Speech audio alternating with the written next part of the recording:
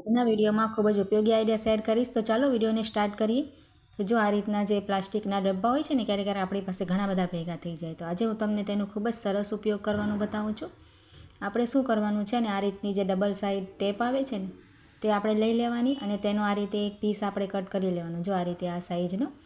અને ત્યાર પછી ડબ્બામાં છે ને અંદર આ રીતે એક બાજુ ચોંટાવી દેવાનું અને તેવી જ રીતે આપણે બીજો પીસ પણ તેનો આ જ રીતે કટ કરી અને બીજો પીસ પણ તેની બાજુમાં આ રીતે લગાવી દેવાનું. સરસ આપણે પ્રેસ કરવાનું એટલે ચોંટી જાય. ને ત્યાર પછી તેનો ઉપરનું સ્ટીકર છે ને આપણે આ રીતે કાઢી નાખશું. જુઓ, હવે ત્યાર પછી જો આ રીતે આપણે દોરાના રીલ હોય છે ને, આપણી પાસે ઘણા બધા આપણે સીવતા હોઈએ ઘરમાં, તો ભેગા થાય તો તેને આપણે છે ને આ રીતે ચોંટાવવાની. જુઓ, તેની જો ઉપરનો કાગળ હોય છે ને, તેને તમે આ રીતે ટેપ પટ્ટી ઉપર ચોંટાવશો ને તો સરસ રીતે ચીપકી જશે. જો આ રીતે તમારે ગમે એટલા પણ ઘરમાં રીલ હોય ને, બધા આ ડબ્બામાં આવી જશે. જો તમારે વધારે હોય ને તો ગોળાઈમાં તમારે ટેપ લગાવી લેવાની ગોળ ફરતે, તો વધારે તમારે હશે કદાચ કોકળિયું તો તે બધી આવી જશે.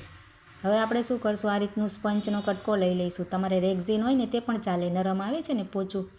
તમારી પાસે અહીંયા સ્પંચનો કટકો હતો તે લઈ લીધો છે. અને ત્યાર પછી ઢાંકણામાં આપણે છે ને આ રીતે બીજો એક પીસ નાનકડો ટેપ પટ્ટીનો લગાવવાનું અને જે આ સ્પંચ છે ને આપણે કટ કર્યો છે નાની સાઈઝનું, તેને આ રીતે આપણે તેની ઉપર ચોંટાડી દઈશું. હવે આપણી જેટલી પણ ઘરમાં સોય હોય ને, જો નાની મોટી આપણી સોય હોય, હાથની કે મશીનની પણ તમે લગાવી શકો, તમારે રાખવી હોય તો. જુઓ, તો આ સ્પંચમાં આપણે સરસ પરોવી દેવાય. તો આપણે એક જ ડબ્બામાં સોય અને દોરો તમે જોઈ શકો છો, બંને વસ્તુ આ રીતે આવી જાય. તમે તમારી પાસે આ રીતના કોઈ પણ ડબ્બો હોય તો તમે બનાવી શકો. જો આ રીતે ઓર્ગેનાઇઝર ખૂબ જ સરસ બને છે અને સફેદ હોય એટલે આપણે દેખાય પણ જાય, આમાં સોય દોરો સરળતાથી મળી જાય, આપણે ખોવાય પણ નહીં સોય વગેરે. અને ખૂબ જ સરસ ટિપ્સ છે. તો તમને સારો લાગે તો લાઇક કરજો અને કમેન્ટ દ્વારા જરૂરથી જણાવજો અને જરૂરથી બનાવજો તમે. આ ખૂબ જ સરસ ઉપયોગી છે. ત્યાર પછી જો આ રીતે આપણે રસોડામાં છે ને લાઇટરને ગમે ત્યાં આપણે રાંધતા હોઈએ ઉતાવળમાં તો મૂકી દેતા હોઈએ તો ખૂબ જ ખરાબ થઈ જાય. તો તેને આ રીતે નહીં મૂકવાનું. આપણે શું કરવાનું, આ રીતે રબર તો આપણી પાસે હોય જ છે. જો બે રબર લઈ લેવાના અને એકબીજામાં પરોવશો ને તમે આ રીતે તો એક ગાંઠ જેવું વચ્ચે થઈ જશે. જુઓ, આ રીતે ગાંઠ આવી જાય ને, આ રીતની આટી મારશો એટલે ગાંઠ આવી જશે.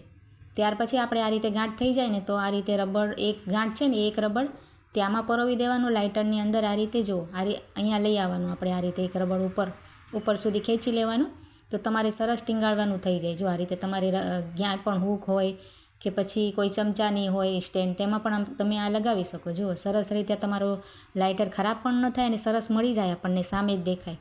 ત્યાર પછી જો આ રીતે આપણે નખ કાપવા ગમે ત્યાં બેસી જઈએ ને તો આપણે જ્યાં ત્યાં નખ ક્યારેક તો મળે પણ નહીં, આપણે આ રીતે બધા ભેગા કરવા પડે. તો તેના માટે આપણે શું કરવાનું, આ રીતે એક ટેપ પટ્ટીનો નાનો કટકો કટ કરી લેવાય અને તેના પછી છે ને બે પીસ કરી લેવાના વચ્ચેથી. અને તેનો એક કટકો છે ને આપણે આ બાજુ લગાવી દેવાનું, એટલે બંને બાજુ એક એક પીસ આપણે લગાવી દેવાનું. જો આ રીતે વચ્ચે તેની આ રીતે જગ્યા હોય છે ને તેનો ગેપ, એમાં બંને બાજુ તમે સરસ ચોંટાડીને આ રીતે તૈયાર કરી લેવાનું. અને ત્યાર પછી આપણે જો નખ કાપીએ ને તો આપણા નખ ક્યાંય ઉઠશે પણ નહીં અને બધા નખ તમે જે કટ કરશો ને તે બધા આ ટેપ પટ્ટીમાં ચોંટી જશે. જો આ રીતે સરસ ઉપયોગી ટિપ્સ છે, તો તમે ટ્રાય કરી શકો. જો હું તમને નખ પણ આ રીતે કાપીને બતાવું છું. તો જો આ રીતે આપણે નખ કટ થઈ ગયા છે અને હવે આપણે આ રીતે ટેપ પટ્ટી કાઢી લેવાની. તો આપણે સમય અને મહેનત આપણે બધી બચી જાય. જો આ રીતે આપણે નખ તમે દેખાય છે ને, આ રીતે હું તમને નજીકથી પણ બતાવું છું. ટેપ પટ્ટીમાં નખ આવી ગયા છે અને ત્યાર પછી આ રીતે બંને પીસ આપણે કાઢી લેવાના. જો આમાં પણ બંને પીસમાં આવી ગયા છે. તો ટિપ્સ સારી લાગી હોય તો લાઈક કમેન્ટ કરજો અને ચેનલને સબસ્ક્રાઈબ કરજો.